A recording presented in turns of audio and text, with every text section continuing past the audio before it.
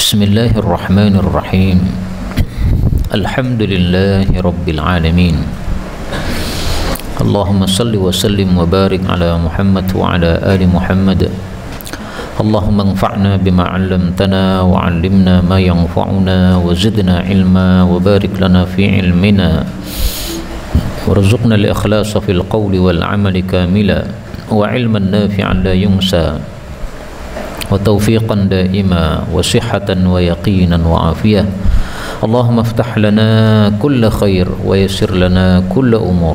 Allahumma ansuril mujahidin warhamil mustad'afin wa dammir a'da' ad-din wa tmis ala amwalihim amin ya rabbal alamin. Alhamdulillah kaum muslimin rahimakumullah.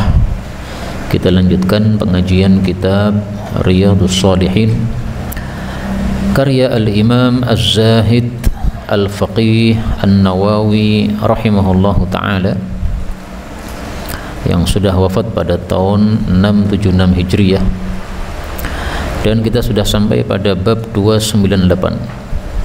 Faqala al-muallif rahimahullahu ta'ala wa nafa'ana bihi wa bi'ulumihi fid dharaini amin. Bab karahiyatil istinja, bab makruhnya istinja bil yamin dengan tangan kanan. Wa massil farji, dan makruhnya menyentuh farji bil yamin dengan tangan kanan min ghairi udhrin, tanpa udhur. Bab ini mengandung dua ilmu. Ilmu yang pertama, bahwasanya larangan istinja dengan tangan kanan dan larangan menyentuh farji dengan tangan kanan itu larangannya bukan haram tetapi apa? Makruh. Kenapa makruh? Kaidahnya apa? An-nahyu fil adabi lil karahati. Larangan untuk bab adab hukumnya hanya makruh.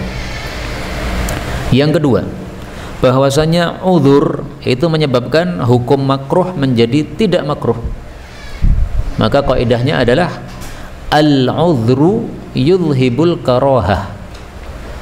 Udhur itu melenyapkan hukum makruh, dan ini berlaku untuk perkara-perkara yang lain. Saya kasih contoh yang viral pada waktu dulu ketika Covid. Rasulullah sallallahu alaihi wasallam melarang seseorang salat sambil menutup mulutnya. Wa ayyughattiyar rajulu fahu, jangan menutup mulutnya ketika salat, makruh. Tapi saya sedang batuk, menyebabkan orang-orang yang lain terganggu, sehingga pas salat saya pakai masker karena batuk. Makruh tidak? Tidak makruh karena ada uzur. Nah, demikian juga di sini ya. Maka beliau mengatakan min ghairi udhrin, tanpa uzur itu yang makruh. Apa yang makruh? Tapi kalau ada uzurnya maka makruhnya hilang. Hadis 1648. Wa an Abi Qatadah radhiyallahu anhu anin Nabi sallallahu alaihi wasallam qala, idza jika bala kencing ahadukum, salah satu kalian, fala ya'khudanna, maka betul-betul janganlah memegang dzakarahu, dzakarnya, biyaminihi, dengan tangan kanannya. Wala yastanji, dan janganlah istinja, biyaminihi, dengan tangan kanannya. Wala yatanaffas, dan janganlah bernafas, fil ina, pada wadah, yaitu wadah minum atau wadah makan. Hadis muttafaqun alaih. Wa fil babi, dan dalam bab ini ahaditsu katsiratun sahihatun, ada hadis-hadis yang banyak yang sahih. Hadis ini berisi 3 larangan. Yang pertama, memegang zakar dengan tangan kanan pada saat kencing. Yang kedua, istinja dengan tangan kanan. Yang ketiga, bernafas pada wadah makan atau minum. Semua larangan ini hukumnya adalah apa? Makruh. Kenapa makruh? Karena larangannya dalam bab adab. An-nahyu fil adabi lil karahah. Kemudian setiap larangan itu ada hikmahnya atau ada sebabnya. Kenapa tidak boleh kita memegang zakar dengan tangan kanan pada saat kencing? Karena tangan kanan ini untuk suatu yang baik-baik, yang bersih, makan, jabat tangan dan sebagainya. Sementara kencing itu adalah najis, maka tidak sepantasnya tangan yang kita gunakan untuk kebersihan terkena sesuatu yang najis. Sehingga itulah ilat atau hikmah kenapa tidak diperbolehkan melakukan hal ini. Kenapa tidak boleh bernafas pada wadah? Apa ilatnya? Pertama, karena kalau kita bernafas ke wadah, maka ini mengeluarkan kotoran nafas kita ini, karbon dioksida, kotor. Maka ini termasuk madarat. Sementara Rasulullah mengatakan la darara wala dirara. Yang kedua, kalau kita minum sambil bernafas, ini menyebabkan jijiknya orang minum dengan gelas kita tadi. Karena dia membayangkan ya, kalau ada sesuatu yang kotoran yang dari hidung kita keluar pada masuk pada gelas tadi, maka membuat jijik orang. Seperti inilah sebabnya dilarang bernafas pada wadah ini. Maka ilatnya ada dua. Kemudian ini kata Nabi, idza bala, jika kencing. Ini berarti hukumnya adalah ketika kencing saja. Adapun selain kencing maka tidak dilarang oleh Nabi sallallahu alaihi wasallam. Misalnya mengoleskan salep pada zakar, apakah boleh dengan tangan kanan? Tidak termasuk yang dilarang, karena di sini bala, kencing itu najis, sementara salep itu tidak najis. Hanya saja lebih bagus mana kita oleskan salep dengan tangan kanan atau dengan tangan kiri? Lebih bagus dengan tangan kiri, karena salep pun juga akan mengotori tangan kita meskipun tidak najis. Tapi tidak terkena hukum hadis ini karena berbeda antara salep dengan kencing, satunya najis, satunya suci. Kemudian Abu Qatadah, perawi hadis ini punya julukan. Julukannya apa? Faris Rasulullah sallallahu alaihi wasallam. Ahli kudanya Nabi sallallahu alaihi wasallam. Karena beliau termasuk ahli perang yang pandai dalam berkuda, sehingga disebut sebagai Faris Rasulullah sallallahu alaihi wasallam. Adapun namanya Abu Qatadah diperselisihkan tentang namanya, dan seperti ini biasa, ada orang yang terkenal dengan nama kunyahnya sementara nama aslinya tidak banyak yang tahu. 299 Babu karahiyatil masyi, bab makruhnya berjalan fi na'lin wahidah, pada satu sandal, au khuffin wahidin, atau satu khuf, satu sepatu, li ghairi udhrin, tanpa udhur. Wa karahati, dan makruhnya lubsin na'li, memakai sandal, wal khuffi, dan khuf qaiman, dengan berdiri, li ghairi udhrin, tanpa udhur. Kata-kata tanpa udhur ini mengingatkan kaidah yang sebelumnya tadi, bahwasanya al-udhru yudhhibul karahata. Udhur menyebabkan makruhnya jadi hilang, tidak ada makruh lagi. Bab ini membahas dua hal. Yang pertama, larangan jalan dengan satu sandal. Yang kedua, larangan pakai sandal dengan berdiri. Ini karena semuanya bab adab, maka hukumnya hanya makruh, tidak sampai kepada haram. Adapun dalilnya 1649, an Abi Hurairah radhiyallahu anhu anna Rasulullah sallallahu alaihi wasallam qala, la yamshi, janganlah berjalan ahadukum, masing-masing kalian, fi na'lin wahidah, pada satu sandal, liyan'alhuma, hendaklah dia bersandal keduanya, jami'an, semuanya, au liyakhla'huma, atau hendaklah dia melepas keduanya, jami'an, semuanya. Wa fi riwayatin au, atau liyuhfihima, hendaklah dia menelanjangi keduanya, yaitu kedua kaki, jami'an, semuanya. Yuhfi itu adalah tanpa sandal, telanjangnya kaki dari sandal, itu namanya ihfa. Hufatan uratan alatan. Nah, hufatan itu dari sama dengan yuhfi ini. Hadis muttafaqun alaih. Setiap larangan ada hikmahnya atau ada ilatnya. Kenapa tidak boleh kita berjalan dengan satu sandal? Kenapa? Apa hikmahnya? Karena kalau kita berjalan dengan satu sandal, ini bisa memadarati kondisi tubuh kita, karena berjalannya jadi miring, tidak rata. Nah, kondisi berjalan yang tidak rata ini bisa menyebabkan kesehatan jadi juga berubah. Maka hadis ini menunjukkan kita disuruh menjaga kesehatan kita. Dan hadis yang semakna ini, yaitu yang intinya adalah menjaga kesehatan kita, ada beberapa hadis. Contoh, Rasul sallallahu alaihi wasallam kalau makan kurma ternyata ada caranya. Karena adalah Nabi yakulul bitikh, memakan semangka birrutab, dengan kurma. Jadi kurma panas, semangka dingin. Ini saling menetralkan. Kalau kita makan kurma saja perut bisa nggak kuat, maka kepanasan pada kurma didinginkan dengan semangka. Ini hadis riwayat Tirmidzi, dan ini dijelaskan pada hadis yang lebih lengkap. Kana yakulul bitikh birrutab wa yaqul yuksaru harru hadza bi bardi hadza. Dipecahkan panasnya kurma ini dengan dinginnya semangka ini. Wa bardu hadza bi harri hadza. Sementara dinginnya bitikh ini dipecahkan dengan panasnya kurma ini. Hadis riwayat Abu Dawud, derajatnya sahih.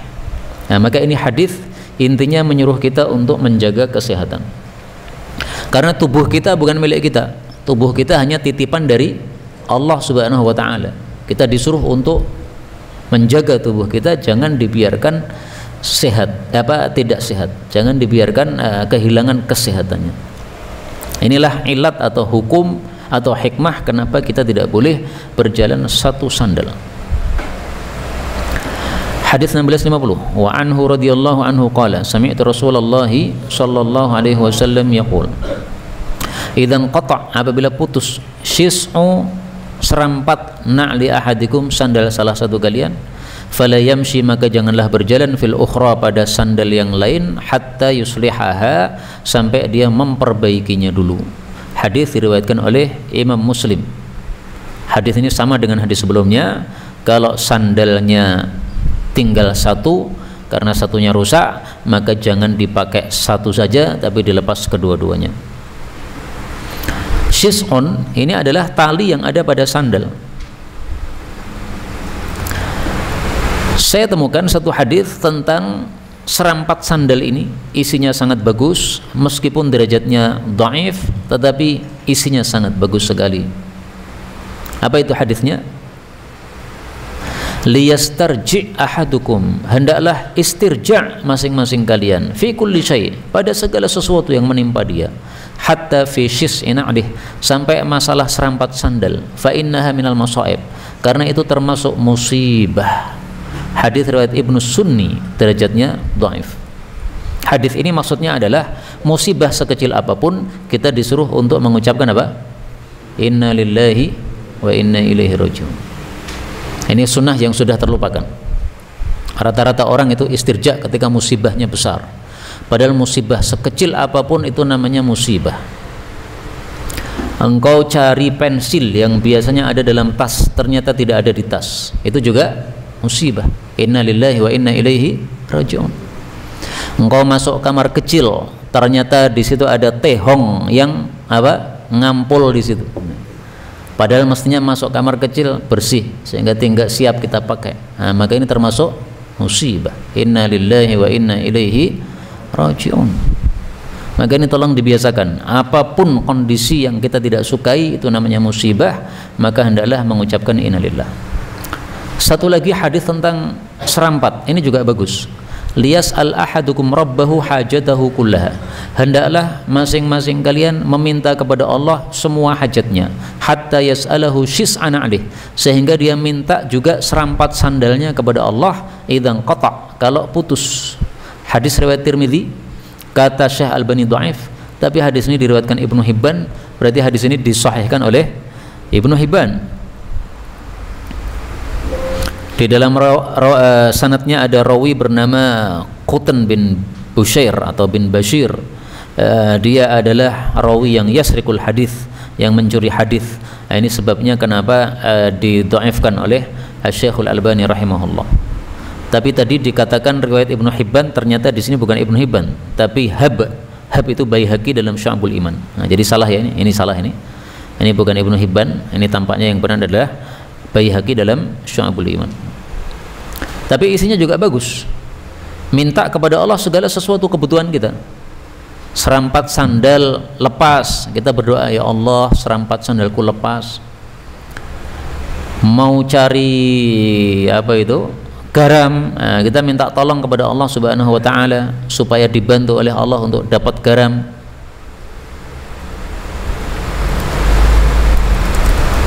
Saya tampilkan perkataan ulama tentang garam.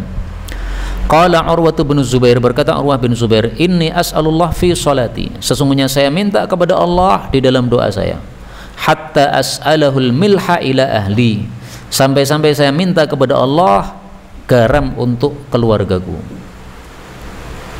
Nah, ini adalah doanya para salaf, bahwa kita butuh apapun minta sama Allah.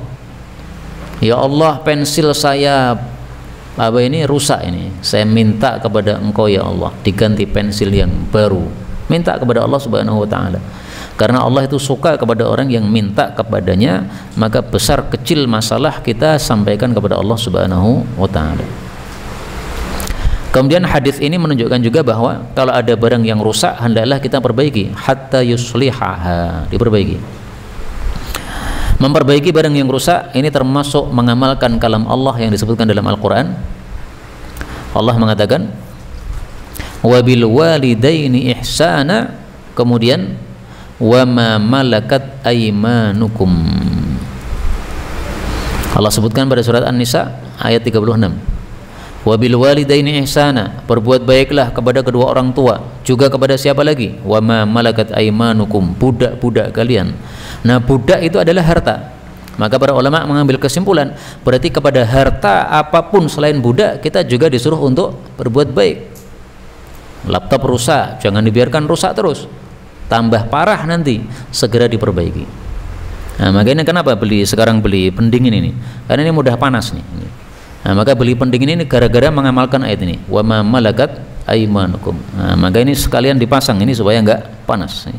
Berkali-kali kita tanpa pendingin begini, tiba-tiba di tengah kajian langsung mati laptopnya ini karena terlalu panas. Hadis 1651. Wa an Jabirin radhiyallahu anhu anna Rasulullah sallallahu alaihi wasallam naha, melarang ayyan ta'ilar rajul, bahwasanya seseorang bersandal qaiman, dengan berdiri. Hadis riwayat Abu Dawud dengan sanad yang hasan. Hadis ini dipahami oleh mayoritas para ulama adalah sandal yang apabila kita pakai maka kita perlu untuk menggunakan tangan kita. Sandal yang ada talinya sehingga perlu ditali dengan tangan, ya. Nah, itulah yang dilarang kita untuk memakai sandal dengan berdiri. Tapi sandal yang kita tidak perlu untuk menggunakan tangan kita untuk menggunakannya, untuk memakainya, maka tidak termasuk yang disebutkan dalam hadis ini. Maka sandal jepit yang biasa kita pakai atau sandal biasa yang biasa kita pakai itu rata-rata kita nggak perlu pakai tangan. Berbeda dengan sandalnya orang Arab zaman dulu, ada tali-talinya. Nah, maka ketika memasukkan perlu tangan menggunakan ini, maka dilarang untuk bersandal dalam keadaan berdiri. Apa ilatnya? Kenapa dilarang? Para ulama katakan ilatnya adalah supaya tidak ada suratun qabihatun, kondisi yang buruk atau pemandangan yang buruk dari kondisi kita. Orang pakai sandal tangannya harus turun, berarti posisinya posisi orang jengking atau apa namanya, orang jentiti orang lain, pantatnya menghadap ke belakang, membelakangi orang. Ini kondisi tidak bagus. Atau kaki yang kita angkat, ya, kakinya diangkat ke atas, kemudian sandalnya dipasang dengan tangan. Nah, ini berarti kondisi yang tidak baik. Manusia kondisinya kakinya naik ke atas seperti binatang aja, ya. Kalau dia pakai sarung itu bisa terbuka auratnya. Itu sebabnya, ilatnya kenapa dilarang. Ini pendapat mayoritas para ulama rahimahumullahu ta'ala. Sebagian kecil ulama berpendapat hadis ini dipahami sesuai zahirnya. Pokoknya sandal dilarang berdiri memakai, sandal apapun, sandal jepit, sandal pakai tali, mau tidak pakai tali, semuanya sama. Pendapat ini dipilih oleh guru kami Asy-Syaikh Naji dari Sudan, ya. Beliau ketika mengajarkan hadis ini, beliau mempraktekkan dengan cara bersandal dengan duduk. Jadi setelah kajian begini, beliau keluar, nah, sandalnya di luar kan, kita semuanya sandalnya juga di luar. Beliau duduk dulu di luar situ pakai sandal, kita semuanya nunggu beliau sambil berdiri, dan beliau tidak memaksa murid-muridnya untuk mengikuti mazhab beliau. Beliau pakai dengan duduk, tapi beliau biarkan kita pakainya dengan berdiri karena kita ngikuti pendapatnya mayoritas para ulama rahimahumullahu taala. Bab 300. Babun nahyi, bab larangan antar kinnar, membiarkan api, fil baiti, di dalam rumah, indan naumi, pada saat tidur, wa nahwihi, dan sejenisnya. Sawaun, sama saja, kanat, adalah api itu, fi sirajin, pada lampu, au ghairihi, atau pada selain lampu. Hadis ini menunjukkan larangan kita membuat madarat terhadap rumah kita sendiri dengan membiarkan api menyala pada saat kita meninggalkan rumah tersebut atau pada saat kita tidur, ya. Indan naum wa nahwi, pada saat tidur dan sejenisnya. Tidak harus tidur. Orang sholat jamaah ditinggalkan apinya menyala di rumah, nggak boleh. Dan ini pernah kejadian saudara kita di Jawa Timur. Suami istri sholat jamaah ke masjid. Anaknya ada 3 yang tidur di rumah. Kemudian pintunya dikancing. Sholat jamaah. Api masih menyala, mungkin, atau ada listrik yang konslet, akhirnya terbakar. Saya nggak ngerti sebabnya apa, yang penting akhirnya terbakar. Dan karena rumahnya itu terbuat dari kayu, maka habis semua rumah. Bapak ibu pulang dari masjid, rumahnya sudah rata dengan tanah, anaknya 3-tiganya mati terbakar semuanya. Maka ini semuanya adalah gara-gara terkinar, membiarkan api di dalam rumah pada saat kita tidur. Nggak boleh. Pertanyaan, apakah mematikan lampu ini juga termasuk mengamalkan hadis yang pertama ini, 1652, wa an ibni Umar radhiyallahu anhuma anin nabiyyi sallallahu alaihi wasallam qala la tatrukun nar, jangan biarkan api fi buyutikum, di rumah-rumah kalian, hina tanamun, ketika kalian tidur. Hadis muttafaqun alaih. Apakah berarti kita juga disuruh matikan lampu pada saat tidur? Sama enggak antara api dengan lampu? Tidak sama, karena api bisa membakar sementara lampu tidak bisa membakar. Maka hadis ini bicara tentang anar, api, tidak bisa dikiaskan dengan lampu. Karena kias itu harus ada kesamaan ilat. Di sini ilatnya enggak sama. Api mudah membakar, api adalah musuh. Lampu tidak mudah membakar, lampu bukan musuh. Maka supaya tidak salah paham, karena banyak orang yang mengatakan ini hadis menunjukkan sunnah mematikan lampu sebelum tidur, maka ini perkataan yang tidak benar, ya. Nah, supaya tidak terjadi kesalahan itu, kita lanjutkan hadis berikutnya, 1653. Wa an Abi Musa al-Asy'ari radhiyallahu anhu qala ihtaraqa, terbakar, baitun, satu rumah, bil Madinah, di Madinah, ala ahlihi, pada penghuninya, minal lail, di waktu malam.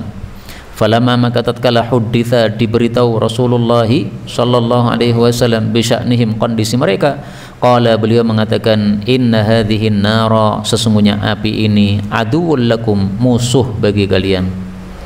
Fa idza nimtum, kalau kalian tidur, fa'atfi'uha, maka padamkanlah api itu. Hadis muttafaqun alaih. Jadi api tidak bisa disamakan dengan lampu, karena lampu itu tidak bersifat membakar, sementara api bersifat membakar. Ini jelas sekali, ya. Ihtaraq, terbakar, gara-gara apinya tidak dimatikan. Adapun lampu ini antum hidupkan 24 jam nggak membakar sama sekali, maka ini tidak bisa dikiaskan dengan api. Adapun orang mengatakan tidur dalam kondisi lampu mati itu lebih sehat, silahkan, nggak ada masalah. Tapi jangan kait-kaitkan dengan hadis Nabi sallallahu alaihi wasallam. Karena kalau kamu kaitkan dengan hadis Nabi, seolah-olah engkau mengatakan ini sunnah Nabi, padahal ini bukan yang dimaksud oleh baginda Rasulullah sallallahu alaihi wasallam. Kemudian dalam hadis ini Rasulullah menyebut api sebagai musuh. Ini adalah majaz seperti ini. Musuh itu apa sih? Musuh itu adalah orang yang memadharati kita, itu namanya musuh. Orang yang ingin memadharati kita itu musuh. Maka api itu bisa memadharati kita dengan membakar, maka diserupakan dengan musuh oleh Rasulullah sallallahu alaihi wasallam. Sehingga maksud hadis ini, inna hadhihi nar ka'aduwwil lakum, dia itu seperti musuh bagi kalian, yaitu memadharati kalian sebagaimana musuh memadharati kalian.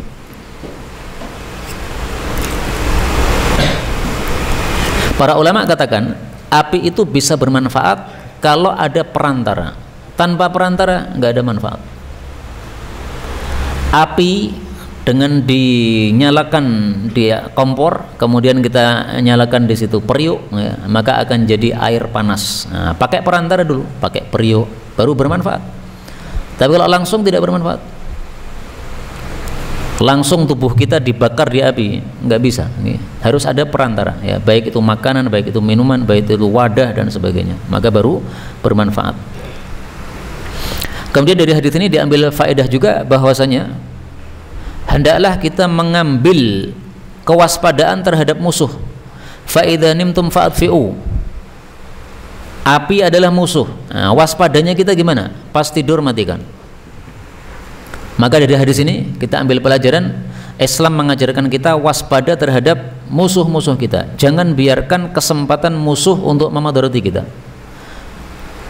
Pada ayat Al-Quran Allah Subhanahu wa ta'ala bicara tentang sahabat Nabi SAW yang melakukan sholat khauf, sholat ketika perang.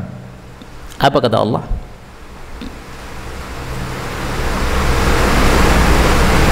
Apa katanya? Aslihatakum.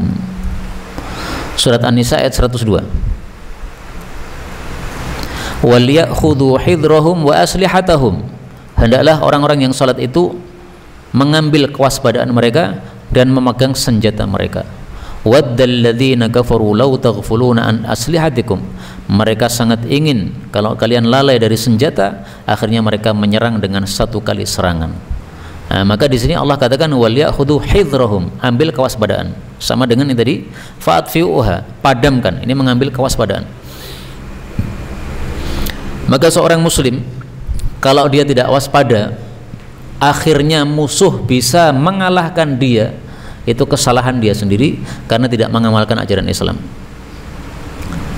Kita punya suatu rahasia, rahasianya bocor pada musuh. Itu kalau gara-gara kita tidak waspada, berarti jangan salahkan diri kecuali diri sendiri. Saya punya seorang guru, punya kebiasaan apapun dokumen di pesantren yang sudah tidak berlaku itu selalu dibakar. Kenapa? Kata beliau, kalau dibuang ke sampah itu nanti bisa terbaca oleh orang. Berarti rahasia kita bisa terbaca oleh orang luar. Ini bisa bahaya. Kalau ternyata dokumen yang kita buang itu adalah dokumen penting, kalau dipegang orang nanti akan menyebabkan kemudaratan. Bagaimana nanti? Nah, makanya perlu diwaspadai seperti ini. Ini orang yang paham, kiai yang paham. Dia mempraktekkan hadis-hadis Nabi SAW dan ayat-ayat Al-Quran yang mengajarkan kita kewaspadaan terhadap musuh. Seperti itu caranya. 1654. Wa an Jabirin radhiyallahu anhu an Rasulillahi sallallahu alaihi wasallam qala, ghattu, tutuplah al-ina, wadah, wa auqi'u, dan ikatlah as-siqa, wadah air. Wadah air zaman dulu ada tutupnya dengan ikatan, dengan tali. Wa aghliqu, dan kuncilah al-abu, al-baba, pintu. Wa atfi'u, dan padamkanlah as-siraja, lampu. Lampu maksudnya lilin, api. Fa inna syaitan, karena sesungguhnya setan, la yahillu, tidak melepas siqaan, wadah minum yang diikat tadi, wala yaftahu, dan tidak membuka baban, pintu yang dikunci tadi, wala yakshifu, dan tidak menyingkap inaan, wadah yang ditutupi tadi.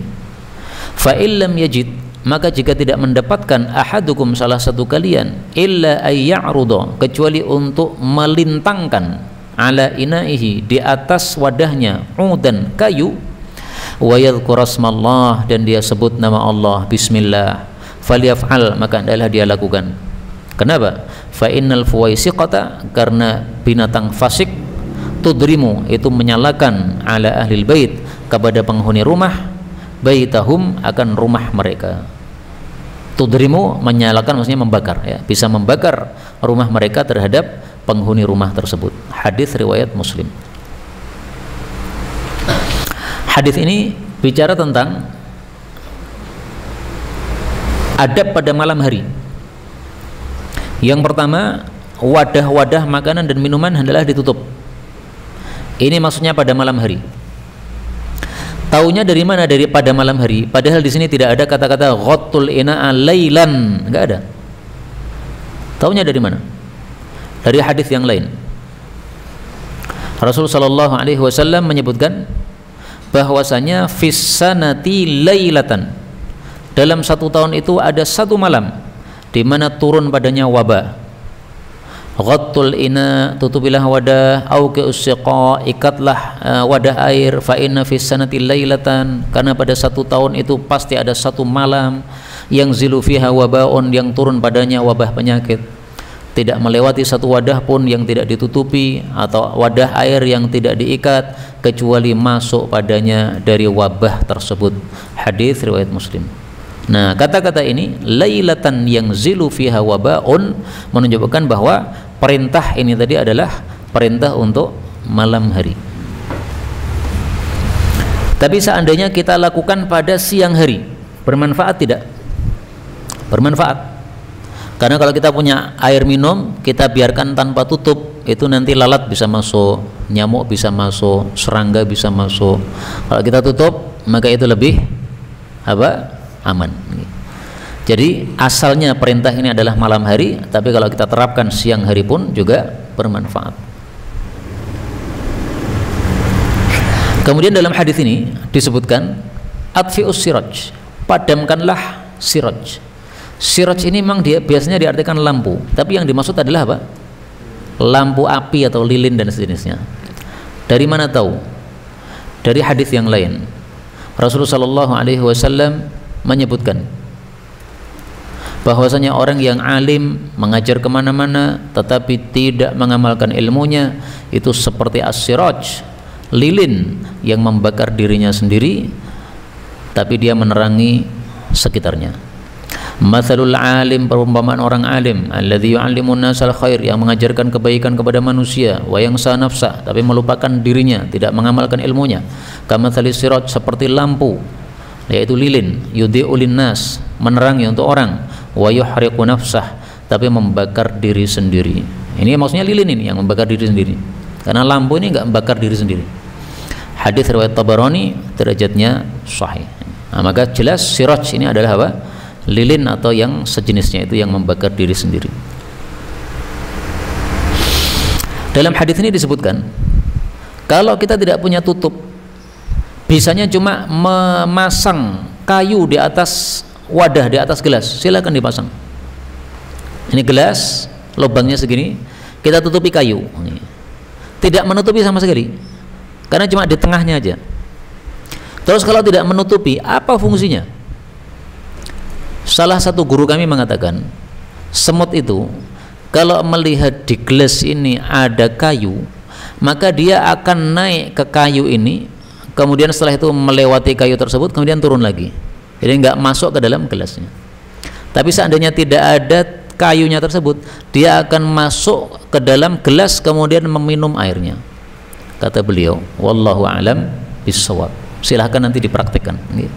Benarkah semut itu hanya melewati atasnya kalau ada kayu? Kalau benar, berarti teorinya sudah tepat. Kalau tidak benar, berarti teori itu cocoknya untuk India, karena yang menyampaikan ini ulama India. Semut Jawa ternyata tidak seperti semut India. Wallahu a'lam. Dan ini fungsinya kita banyak guru. Ini saya temukan penjelasan seperti ini dari seorang syekh dari India. Maka beliau zahirnya wallahu alam menjelaskan apa yang dia lihat di India. Kalau guru kita cuma Jawa saja atau Indonesia saja, mungkin kita tidak akan mendapatkan penjelasan seperti ini seandainya ya semut Jawa tidak seperti itu. Faedah berikutnya, dalam hadis ini disebutkan, kamu pasang kayu di atas gelas, wa yadhkur asmallah, dan ucapkanlah bismillah. Ini zahirnya adalah bismillah hanya diucapkan ketika masang kayu saja, padahal tidak. Semua ini pakai bismillah. Ghattul ina bismillah, au qussiqa au qiussiqa bismillah, aghliqul bab bismillah, atfi'us siraj, semuanya bismillah. Dari mana taunya? Hadis yang lain. Rasulullah sallallahu alaihi wasallam bersabda,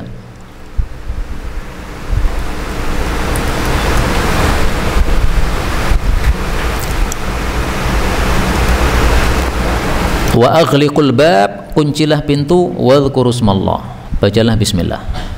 Wa auqi'u qirabakum, ikatlah girbah-girbah kalian. Girbah itu wadah dari kulit, wadah air dari kulit. Wadhkurusmallah, bacalah bismillah. Wa khammiru aniyatikum, tutuplah wadah kalian. Wadhkurusmallah, bacalah bismillah. Hadis muttafaqun alaih. Nah, di sini wa adfi'u masabihakum, dan padamkanlah lampu atau api kalian. Tidak sebutkan bismillah karena sudah tercukupi oleh kalimat-kalimat sebelumnya. Nah, maka semuanya dimulai dengan bismillah. Maka ini dibiasakan ketika kita mengunci pintu luar itu dengan membaca apa? Bismillah. Dan inilah pembeda antara adat dengan ibadah. Para ulama katakan al-fariq bainal 'adah wal ibadah huwa niyah. Pembeda antara adat dengan ibadah adalah niatnya. Kenapa kamu kunci pintu depan itu malam hari? Oh, ini sudah adat kami seperti itu. Nah, nggak ada nilai ibadah. Kalau kamu katakan saya kunci pintu depan itu malam hari karena sabda Nabi aghliqul baba, nah, maka di situ baru kita mendapatkan pahala ibadah, karena niatnya untuk mengamalkan sunnah baginda Rasulullah sallallahu alaihi wasallam. Dan dari hadis ini kita disuruh membaca bismillah pada saat nutup wadah, bismillah lagi saat ngikat, bismillah lagi saat ngunci pintu, bismillah lagi saat madamkan api. Ini semuanya menunjukkan kepada kita bahwa kita hendaklah senantiasa zikir kepada Allah Subhanahu wa taala. Perhatikan sabda Nabi SAW. Ternyata banyak ibadah diperintahkan, tujuannya cuma satu aja. Innama ju'ilat tawaf, disyariatkan tawaf. Wa baina safa wal marwa, disyariatkan sa'i. Wa ramyul jimar, disyariatkan lempar jumrah. Satu aja tujuannya, liiqamati dzikrillah, untuk menegakkan zikrullah, ingat kepada Allah. Hadis riwayat Abu Dawud. Tawaf supaya apa? Supaya zikir. Sa'i supaya apa? Supaya zikir. Lempar jumrah, Allahu akbar, Allahu akbar, Allahu akbar, supaya zikir. Salat supaya zikir. Pagi kita bangun tidur disuruh alhamdulillah, zikir lagi. Masuk kamar kecil disuruh bismillah, zikir lagi. Kemudian keluar dari kamar kecil, ghufranak, zikir lagi. Pakai baju, zikir lagi. Kehidupan orang muslim itu 24 jam zikir terus. Maka semua disyariatkan liiqamati dzikrillah, semata-mata untuk menegakkan zikir kepada Allah Subhanahu wa taala. Karena itu, kalau kita bisa 24 jam mulut kita ini senantiasa zikir, ini berarti sudah berhasil didikan Islam yang kalau kita perhatikan intinya satu, supaya zikir. Tapi kalau seringkali mulut kita ini nganggur atau malah nyanyi-nyanyi yang tidak bermanfaat, yang tidak ada pahalanya, bukan nyanyian ilmu tapi nyanyian yang sia-sia, berarti kita belum berhasil dalam menerapkan ajaran Islam yang sempurna ini. Nah, maka tolong dibiasakan. Kondisi longgar, nganggur, tidak ada pekerjaan, tidak ada yang diucapkan, hendaklah membaca zikir kepada Allah Subhanahu wa taala. Faedah terakhir, dalam hadis ini disebutkan al-fuwaisiqah, itu dijelaskan oleh Imam Nawawi, al-fuwaisiqah al-fa'rah, tikus, wa tudrimu tuhriku, membakar. Imam Nawawi mengatakan fuwaisiqah adalah tikus. Apa dasarnya? Dasarnya dua. Yang pertama, Rasulullah sallallahu alaihi wasallam menyebutkan khamsu fawasik, ada 5 hewan fasik, tuqtalna fil hilli wal haram, boleh dibunuh pada waktu di tanah halal maupun di tanah haram. Ular, gagak abqa, tikus, anjing yang menggigit atau yang melukai, kemudian burung elang. Hadis riwayat Muslim. Di sini beliau sebutkan fa'rah, tikus. Muncul pertanyaan, yang disebutkan kan 5. Terus dari mana taunya bahwasanya yang dimaksud fuwaisiqah di sini adalah tikus? Kenapa bukan ular? Kenapa bukan burung gagak? Kenapa bukan burung elang? Kenapa bukan kalajengking atau yang lainnya? Ya. Kenapa bukan kalbul akur? Maka hadis yang lain dalilnya. Rasul sallallahu alaihi wasallam bersabda, "Idza nimtum fa'atfi'ul misbah." Kalau tidur matikan lampu api. Fa innal fa'rah, karena tikus, ta'khudul fatilah, dia mengambil sumbu, fatahriku ahlal bait, lalu bisa membakar seluruh penghuni rumah. Hadis riwayat Hakim sahih. Nah, di sini jelas Nabi mengatakan fa'rah ta'khudul fatilah, yang biasa mengambil sumbu diseret kemana-mana itu adalah tikus. Kalau ular tidak. Nah, maka Imam Nawawi mengatakan fuwaisiqah fa'rah, ini ada dua dalil yang menguatkannya. Inilah yang dapat kita pelajari pada pertemuan kali ini. Adapun bab berikutnya insyaallah kita lanjutkan pada waktu yang akan datang. Wallahu a'lam bissawab. Walhamdulillahirabbil alamin. Sisa waktu kalau ada pembahasan dipersilahkan.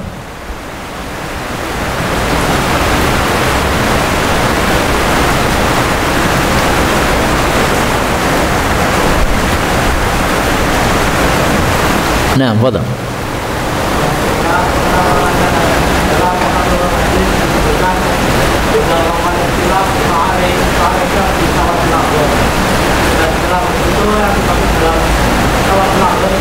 Ya.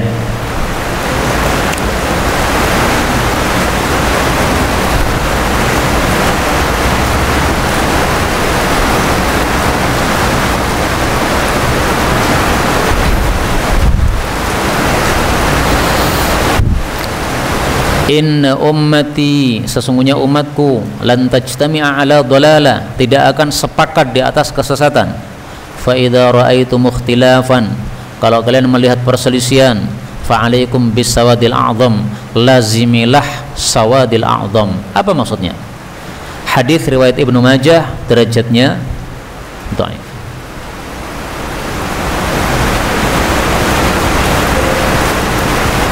Kenapa dhaif? Karena Mu'adz, perawi hadis ini, adalah fihi lin, dia ada kedhaifan. Wa syaikhuhu dhaif, gurunya juga dhaif.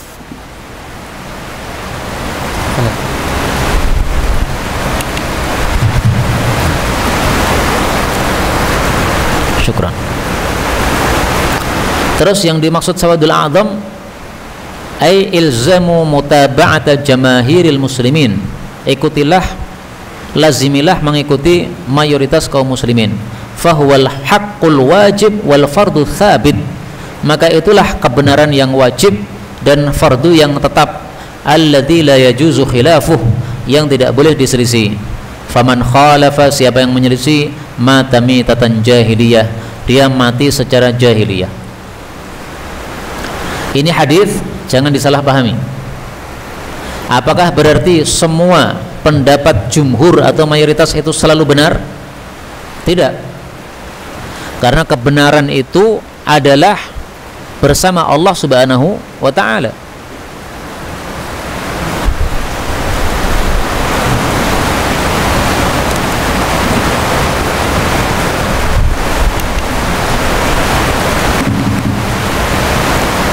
Allah mengatakan dalam Al-Quran, wa qulil haqqu mir rabbikum, dan katakanlah kebenaran itu dari pemelihara kalian.